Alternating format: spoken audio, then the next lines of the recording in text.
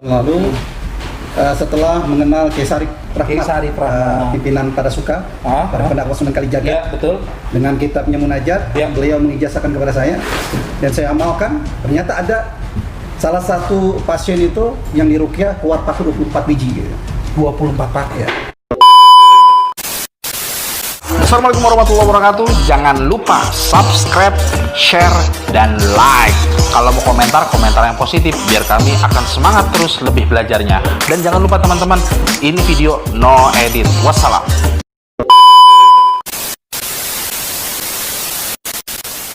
Bismillahirrahmanirrahim. Assalamualaikum warahmatullahi wabarakatuh. Saya Bandit, Bang Adit. Nah, Duluran TV yang insya Allah diberkahi Allah Subhanahu Wa Taala, pemirsa, subscriber dimanapun berada, Papa Mimi pemirsa. Jangan lupa sebelum kita ngobrol panjang lebar, kita jangan lupa juga subscribe Duluran TV, terus kasih like. Kalau mau komentar yang positif. Kalau ini videonya bagus, manfaat, sebarkan, share kemanapun. Insya Allah berkah dan manfaat. Malam ini, malam Jumat penuh dengan keberkahan. Kita akan ngebahas sesuatu yang lagi hits nih. Ya, ini tentang hal-hal spiritual dikit lah ya. Gimana teman-teman mungkin yang pernah ngalamin mistis-mistis. Nah, ini kita akan ngobrolin. Bintang tamu saya di sebelah saya, seorang yang sudah pakar, Ustadz Dodi Jumadil Kubro. Wih. Assalamualaikum Ustaz. Waalaikumsalam warahmatullahi wabarakatuh. Gimana kabarnya Ustaz? Alhamdulillah. Makin loreng aja nih ya. Berkat doanya. Masya Allah. Pemirsa, Ustadz Dodi ini dikenal sebagai seorang ustadz yang kebetulan beliau sangat fokus terhadap dunia spiritual. Hal ini dalam dunia ruqyah. Ruqyah yang digunakan adalah ruqyah syar'i, yang ini menggunakan doa-doa yang berdasarkan dari Al-Quran dan Sunnah Nabi SAW. Nah, pemirsa, kita akan coba ngulik. Nah, dalam sketsa kita SPKP, perjalanan kawan. Nah, KPK, salah. Acara gua kok gue yang salah. KPK, kisah perjalanan kawan. Nah, kawan saya duduk hari ini Ustadz Dodi. Nah, Ustadz Dodi, antum terkenal, ente terkenal, lu terkenal sebagai seorang yang menggeluti dunia ruqyah. Ustadz Dodi terkenal sebagai orang yang menggeluti dunia ruqyah, pengobatan syar'i. Sejak kapan Ustadz? Sapa dulu kan pemirsa. Ya silakan. Duluran TV disapa dulu. Bismillahirrahmanirrahim. Assalamualaikum warahmatullahi wabarakatuh. Duluran TV, yes, mantap. Nah, sejak kapan Ustadz Dodi menggeluti dunia ruqyah, pengobatan alternatif secara syariat? Mungkin sejak MTS, sejak sekolah SMP. Jadi ketika SMP itu saya udah bergelut di dunia itu, tapi tidak ada gurunya. Nggak ada gurunya? Nah, itu kalau nggak ada gurunya siapa? Ya pokoknya kita orang butuh kita tanganin aja ya kan. Tapi nggak ada gurunya? Nggak ada gurunya. Ini ngeri juga pemirsa. Ini pemirsa, Ustaz Dodi, ada banyak kisah nih. Dulu tukang buku ada yang keliling-keliling tuh. Dia jualan buku banyak, ada salah satu buku mujarobat. Nah, mujarobat ini semua buku nih isinya tentang pelet, pengobatan. Kalau misalnya si fulan mau suka sama kamu, baca ini. Itu belajar mujarobat, nggak ada gurunya, belajar dari buku. Nah, itu Ustaz tadi kayak gitu nggak dulu? Oh enggak. Kebetulan saya tuh pencinta pemburu hantu dulu tuh kan. Pencinta pemburu hantu. Rame nonton. Pokoknya tiap malam itu kita nonton dah. Betul. Pokoknya nggak pernah terlambat. Ketika ada orang sakit, kesurupan, kita sembur aja tuh. Bismillah aja yakin. Tapi berhasil. Dari situ semangat tuh, kayaknya tumbuh. Keinginan untuk belajar tuh ada akhirnya.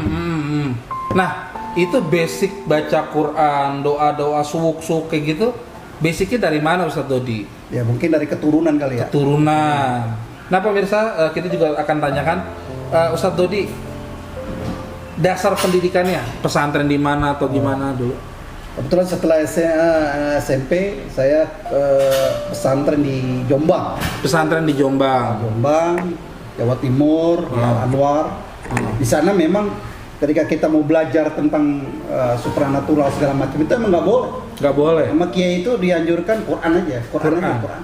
Nah, kebetulan Ustadz Dodi ini tahfiz 15 juz kalau nggak salah. Ya. Itu basicnya dari pesantren juga. Setelah pesantren dari sini selesai, saya pesantren Quran khusus, hafal ya sampai 15 juz, sehingga sempat menyelesaikan. Akhirnya saya pindah lagi tuh pesantren tempat lain. Jadi basicnya adalah benar murni Al-Quran ya. Ya. Nah, kalaupun ada emang karena basic belajar ilmu-ilmu pengobatan seperti itu, ruqyah seperti itu, ditambah dengan ilmu ngaji, ilmu baca Quran. Nah, sekarang Ustadz Dodi yang kita mau tanyain nih, pengalaman Ustadz Dodi deh. Ustadz Dodi dalam pengalamannya ngobatin orang, meruqyah orang dengan metode Al-Quran, apa yang paling berkesan? Kejadian apa, pengobatan di mana yang paling berkesan buat Ustadz Dodi? Ya mungkin yang 24 paku kali ya. 24 paku. Ya. Itu gimana ceritanya 24 paku maksudnya? 24 paku ketika 2018 2018, 2 tahun yang lalu ya. 2 tahun lalu setelah mengenal Kiai Sarif Rahmat, Kiai Sarif Rahmat. pimpinan pada Suka, pada pendakwah Sunan Kalijaga. Ya, betul.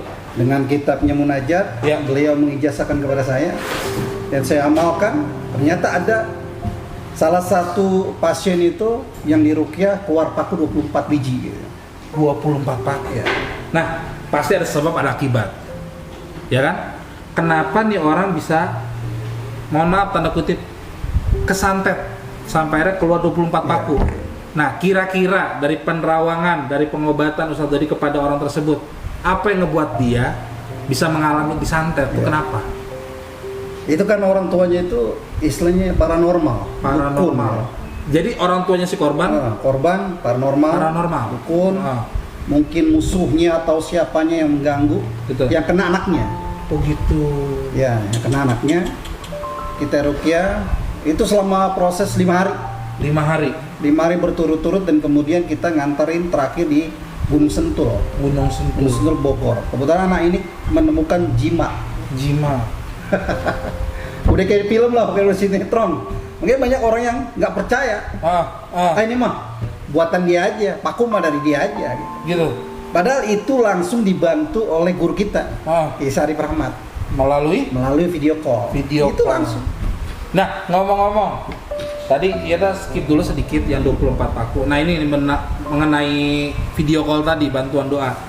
Menarik sekali nih. Bisa memang betul orang ngobatin lewat jarak jauh, lewat video call atau foto, memang bisa. Itu terbukti kok. Ketika dibantu video call, pasien itu langsung keluar paku juga. Oh gitu. Dan media-media lain juga keluar juga, seperti pisang gitu kan. Masya Allah. Yang mungkin barangkali ini ya pisang buat makan doang. Ternyata itu buat media mengeluarkan paku dari tubuh kita. Berarti media seperti yang hari ini lagi ngetren nih kayak video call, WhatsApp itu bisa ngebantu juga ya? Dia bisa ngebantu.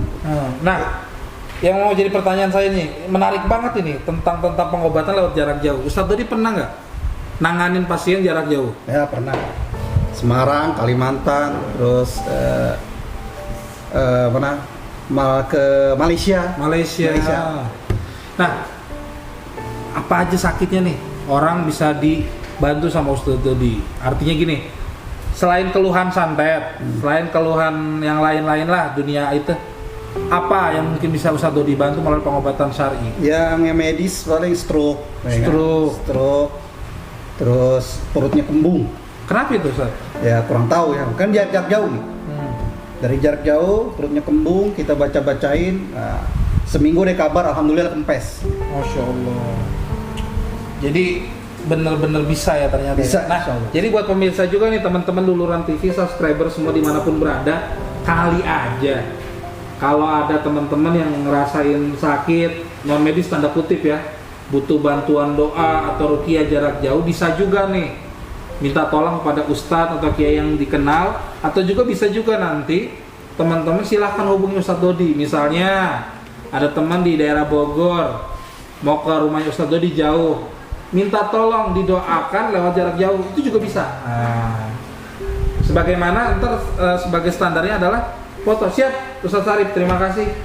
Nah, bisa juga minta tolong lewat foto, tolong dong doain saya sakit ini, seperti itu ya Ustadz ya. Nah, jadi luar biasa juga ternyata. Nah, sekarang saya minta cerita sama Ustadz tadi mengenai 24 paku tadi, runutan ceritanya, kejadian yang Ustadz benar-benar dari nol sampai akhirnya dalam 5 hari. Terima kasih Bang Kiwil, terima kasih. 5 hari keluar paku 24 biji. Ceritain dong Ustadz dari awal sampai akhir, gimana tuh? Jadi awal mula keluarga ini ngundang kita untuk meruqyah anak yang bandel nih. Anaknya bandel, kita ruqyah sama Gus Mehmet kebetulan. Sama Gus Mehmet. Kemudian anak ini kesurupan segala macem, dan akhirnya kapan hari dia minta lagi, tapi untuk sekeluarga. Ketika sekeluarga dikumpulkan, tiada reaksi di situ.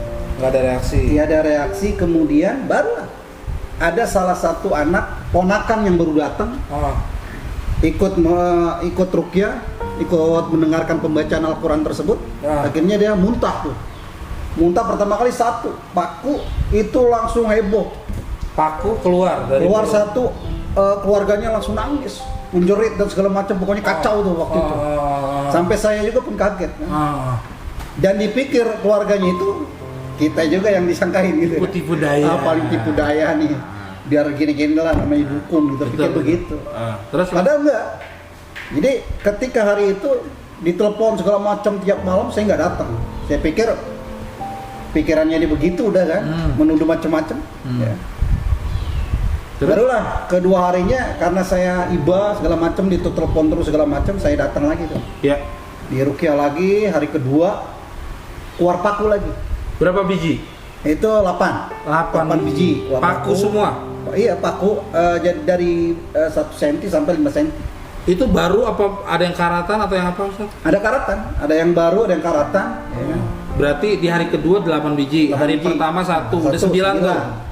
Selanjutnya ketika 9 hari ketiga, hari kedua tadi itu saya suruh ronsen aja Bu. Mungkin saya kewalahan sebenarnya tuh. Iya betul. Saya takut juga kan, namanya paku ada di dalam tubuh kan. Akhirnya suruh keluarga tersebut untuk dironsen atau dikeluarkan secara medis, dioperasi segala macam. Namun ketika kata dokter di ronsen tuh tidak ada apa-apa. Nggak ada benda-benda besi ya di dalamnya. Nggak ada. Pokoknya di ronsen tuh ada kan fotonya tuh, kita udah ini juga. Ketika diperiksa tidak ada, pulang itu pasien itu akhirnya memanggil kita lagi tuh, telepon. Aduh, ini udah kehabisan akal nih. Pertemuan ketiga nih. Pertemuan ketiga udah kehabisan bahan gitu nih kayaknya. Dengan munajat segala macam. Nah, akhirnya kita telepon Kesari. Minta bantuan doa, support doa. Akhirnya telepon langsung, keluar lagi, dan Kiai juga menyuruh cari pisang siem. Nah, kita ambil, kita cari itu pisang siem, kita berikan, kita makanin tuh. Akhirnya keluar lagi tuh paku tuh. Berapa tuh? Pertemuan ketiga berapa? Ada 5. Berarti 1, 8, 5. Berarti 9 tambah 5, 14 paku yang keluar. 14 paku. Terus? Dan ketika sudah selesai saya pulang, katanya keluarga keluar lagi tuh. Nah, itu saya nggak tahu keluar lagi tuh. Pokoknya sampai terakhir hari keempat saya bersama teman-teman sama kawan-kawan pada suka matraman meruqyah anak itu dan keluar lagi.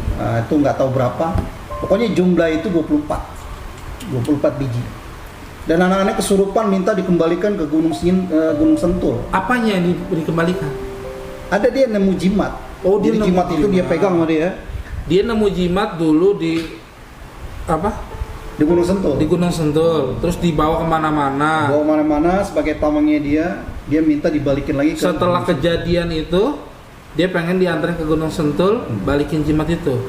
Masya Allah. Berarti jimat itu kali ya ngebawa reaksi buruk buat si orang ini ya? Ya kurang tahu juga. Karena banyak. Dia kesurupannya penghuni rumah, dia kesurupannya gunung mana, dia kesurupan. Jadi selama dia kesurupan itu beda-beda. Ngeri juga ya, 24 paku keluar pemirsa dari tubuh seorang manusia, kan ngeri banget. 24 biji ini. Masya Allah, Ustadz Dodi luar biasa. Terima kasih Ustadz Dodi ceritanya. Nah, sedikit sekali untuk penutup, minta nih kita kiat-kiatnya Ustadz Dodi nih. Bagaimana biar terhindar dari santet, guna-guna atau kejahatan secara non medis, artinya mungkin di santet atau di mana.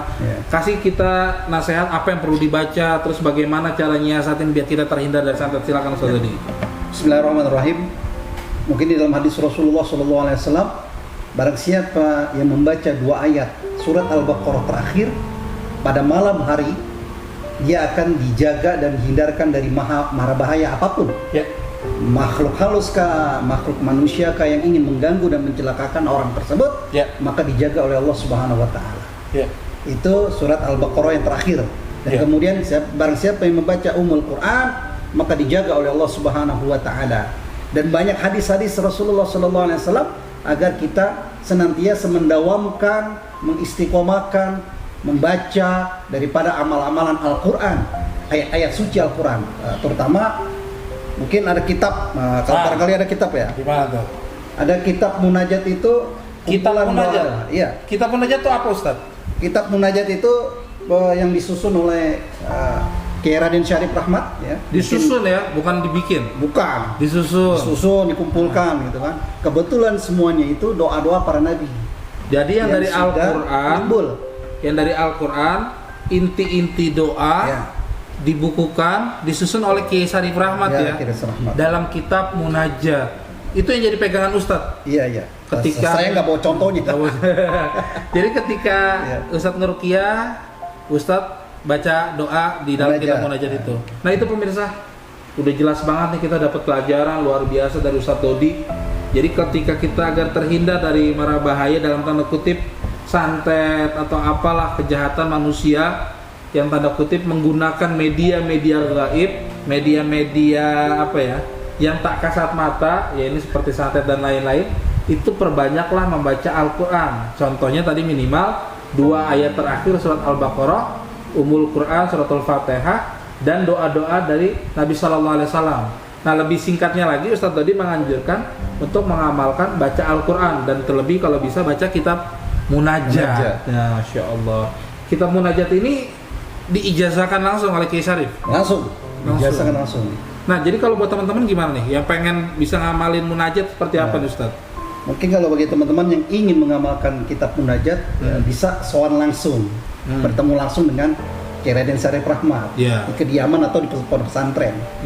Ataupun bisa juga diamalkan langsung, dibaca dulu aja nggak apa-apa, diamalkan dulu aja. Tapi ketika sudah ada waktunya ketemu ya minta ijazahkan, karena ijazah di dalam sanad keilmuan itu sangat penting. Masya Allah. Penting banget. Ya. Itu yang bikin makin tajam ketika dibaca. Makanya belajar tanpa guru bagaikan belajar dengan setan. Nah dulu saya begitu. Masya Allah, tabarakallah. Makasih Ustadz Dodi.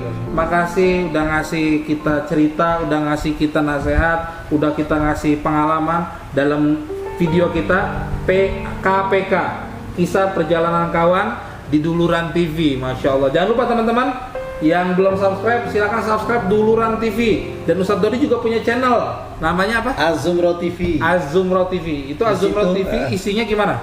Di situ juga ada video 24 paku. Jadi kalau misalnya teman-teman nggak percaya dengan tadi cerita, silakan tonton. Nah, siap. Jadi teman-teman yang mau ngeliat kegiatan Ustadz Dodi, kegiatan pengobatan Ustadz Dodi itu ada di Azumro TV di YouTube. Silakan di subscribe dan mudah-mudahan berkah manfaat. Amin. Demikian mudah-mudahan kita terhindar dari segala kejahatan manusia, kejahatan jin. Kita berdoa, bermohon kepada Allah semoga Allah melindungi dan menjaga kita, dan mudah-mudahan dengan wasilah kita mendawamkan, mengistiqomahkan membaca Al-Quran, terlebih yang tadi Ustadz Dodi bilang mengamalkan kitab munajat. Semoga Allah Subhanahu wa taala melindungi diri kita dan keluarga kita, terlebih juga umumnya untuk seluruh masyarakat Indonesia dan kaum muslimin dan muslimat dimanapun berada. Amin ya rabbal alamin. Terima kasih. Wallahul muwaffiq ila aqwamit thoriq. Wassalamualaikum warahmatullahi wabarakatuh.